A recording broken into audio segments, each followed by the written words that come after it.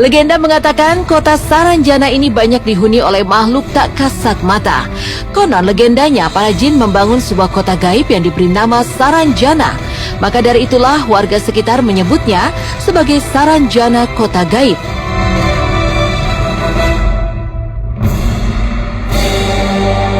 Banyak juga wisatawan yang mengaku mereka melihat aktivitas manusia di tengah-tengah gedung pencakar langit di kota Saranjana. Namun begitu didekati, pemandangan berganti menjadi gunung yang langsung berbatasan dengan laut. Mitos ini pun makin menjadi misterius karena keberadaannya tak tercatat dalam peta Indonesia. Kisah mistis pun terus terdengar dari masyarakat setempat. Kisah mistis tersebut seperti cerita tentang alat berat yang dipesan oleh seseorang dengan alamat pengiriman kota Saranjana. Legendanya pada 1980-an, pemerintah setempat dikagetkan oleh kedatangan sejumlah alat berat pesanan dari Jakarta.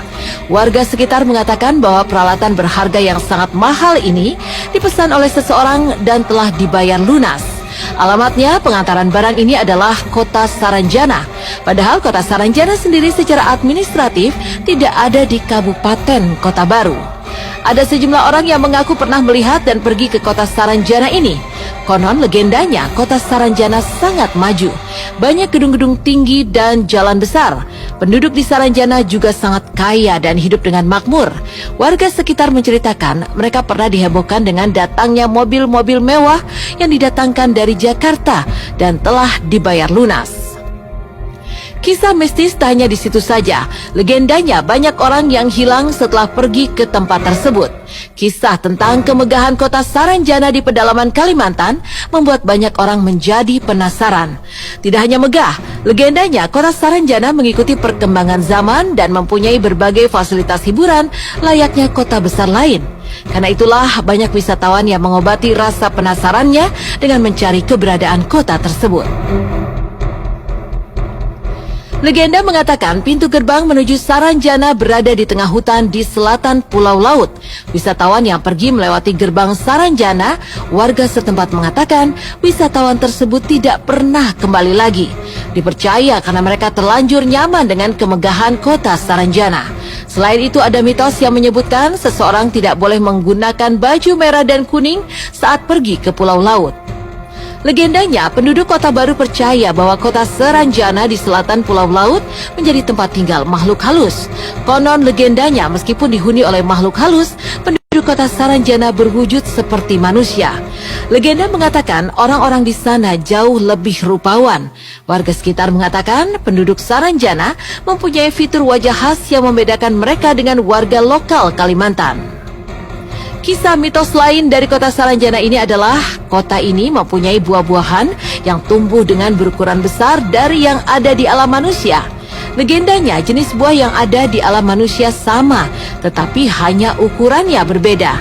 Legenda mengatakan jika buah raksasa dari Saranjana dibawa ke alam manusia, ukuran buah tersebut menjadi normal. Warga Pulau Laut pun mengatakan mereka sering mendengar suara dari Saranjana. Suara tersebut terdengar seperti alunan musik dan suara kendaraan melintas. Banyak orang yang mengalami kejadian mistis di kota Saranjana ini. Ada penyanyi solo Indonesia yang menceritakan kisahnya. Ia pernah diundang untuk manggung di pulau terpencil. Saat mereka sampai di lokasi, penyanyi dan timnya tersebut diberitahu apa saja yang tidak boleh dilakukan ketika berada di sana.